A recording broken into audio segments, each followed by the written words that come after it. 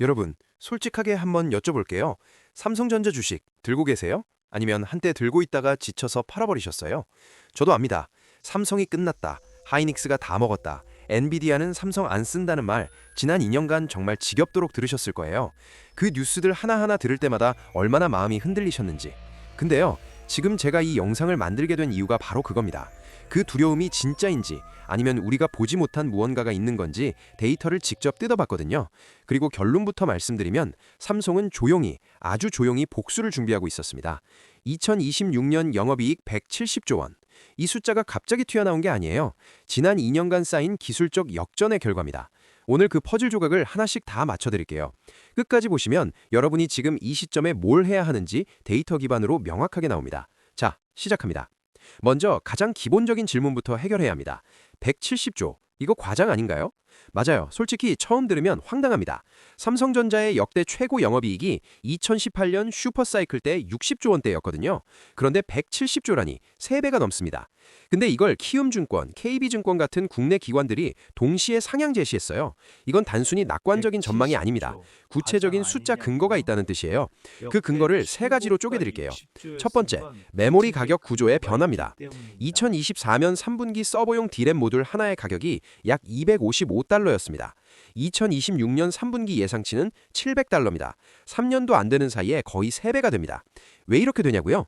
공급은 제한적인데 수요가 폭발하기 때문입니다. 구글, 아마존, 메타, 마이크로소프트 같은 빅테크들이 AI 데이터 센터를 짓느라 메모리를 싹쓸이하고 있습니다.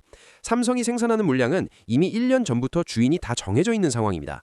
공급자 우위 시장, 이게 핵심입니다. 삼성이 부르는 게 가격이 되는 시대가 온 겁니다. 두 번째, 낸드 부문의 폭발적인 이익률 전환입니다. 여러분, 낸드 하면 그냥 USB 드라이브나 스마트폰 저장 공간 정도로 생각하시죠? 저도 예전엔 그랬습니다. 그런데 지금은 완전히 달라졌습니다. AI가 데이터를 처리하려면 어마어마한 양의 정보를 초고속으로 읽고 써야 합니다. 그걸 담당하는 고성능 SSD, 기업용으로는 eSSD라고 부르는데 이 시장에서 삼성이 독보적인 1위입니다. 그 결과가 숫자로 나타납니다. 낸드 부문 영업이익률이 2024년 6% 수준에서 2026년 48%로 올라설 것으로 전망됩니다. 6%에서 48%면 8배가 넘습니다. 세 번째, HBM4의 마진 구조입니다. HBM4 같은 고성능 메모리의 영업이익률은 50%를 넘습니다. 이 제품의 비중이 전체 매출의 30%를 넘어서는 순간 전사 영업이익은 기하급수적으로 올라갑니다. 이 세 가지가 동시에 맞물리는 해가 바로 2026년입니다. 170조라는 숫자, 겉으로 보면 황당해 보이지만 구조를 보면 오히려 보수적인 추정일 수도 있습니다. 일부 분석가들은 반도체 업황이 더 질주하면 200조 돌파도 불가능한 시나리오라고 말하고 있습니다. 자, 이제 핵심 중에 핵심입니다. 삼성이 하이닉스에 밀렸다는 건 다 알고 있습니다. HBM3 2세대에서 수율 문제로 엔비디아 퀄 테스트를 통과하지 못하고 경쟁사에 시장을 내줬죠. 그건 사실입니다. 그런데 그게 결말은 아니었습니다. 삼성은 다음 세대를 준비하고 있었습니다. 바로 HBM4입니다. 왜 이번엔 달랐는지 기술적으로 설명해 드릴게요. 첫 번째 포인트는 1C D램 공정입니다. 메모리 반도체는 회로를 얼마나 작게 새기느냐가 핵심입니다. 작을수록 같은 면적에 더 많이 집어넣고 전력도 덜 쓰고 속도도 빨라집니다. 경쟁사들이 1B 공정에 머물러 있을 때 삼성은 한 단계 더 앞선 1C 공정으로 HBM4를 만들었습니다. 그 결과 전력은 40%덜 쓰고 속도는 22%더 빨라졌습니다. 그리고 더 중요한 변화가 있습니다. 데이터 통로의 수를 2배로 늘렸습니다. 기존 1024개에서 2048개로 늘어난 겁니다. 이걸 도로로 비유하면 이렇습니다. 기존 메모리가 4차선 도로였다면 HBM4는 8차선 초고속도로입니다. 속도도 빠르고 차선도 2배입니다. 데이터가 막히지 않고 흐르는 구조를 만든 겁니다.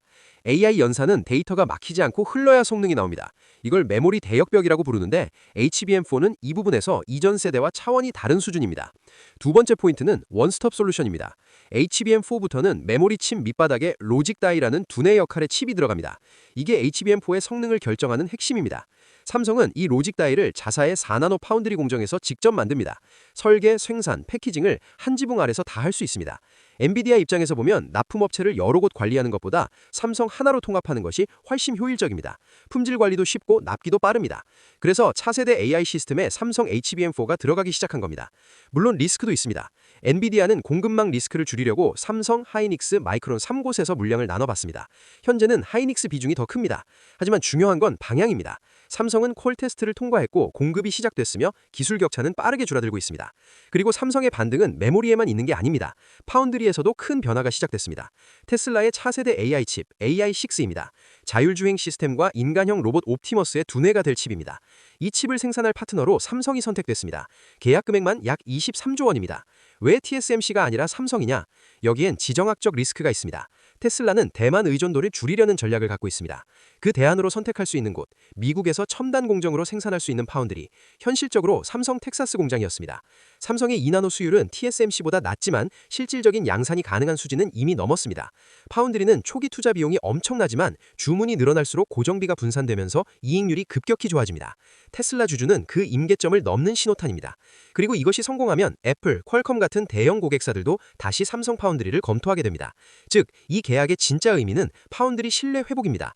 마지막으로 한 가지 더 보겠습니다.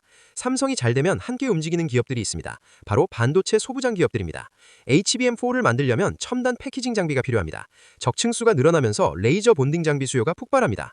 또 공정이 미세해질수록 특수 화학 서재와 가스 사용량도 급증합니다. 그리고 2048개의 데이터 핀을 검사하기 위한 고속 검사 장비 수요도 늘어납니다. 즉, 삼성 하나가 아니라 반도체 생태계 전체가 움직이는 구조입니다. 정리해보겠습니다. 170조라는 숫자는 갑자기 나온 숫자가 아닙니다. 메모리 가격 상승, 낸드 이익률 폭발, HBM4 고마진 구조가 동시에 맞물린 결과입니다. HBM4는 1C 공정과 2048 채널이라는 기술적 진화가 만든 결과입니다. 테슬라 주주는 파운드리 신뢰 회복의 시작입니다. 그리고 그 효과는 반도체 생태계 전체로 퍼집니다. 여러분이 삼성 주식을 들고 있든 팔았든 아직 사지 않았든 중요한 건 하나입니다. 이 구조를 이해하면 앞으로 나오는 뉴스가 완전히 다르게 보입니다. 공포는 정보가 없을 때 생깁니다. 오늘 이 정보가 여러분의 판단에 도움이 되었으면 합니다. 지난 2년 동안 삼성에 실망하신 분들 많으실 거예요. 충분히 이해합니다. 하지만 데이터는 지금 다른 방향을 가리키고 있습니다. 이 흐름을 어떻게 활용할지는 여러분의 선택입니다.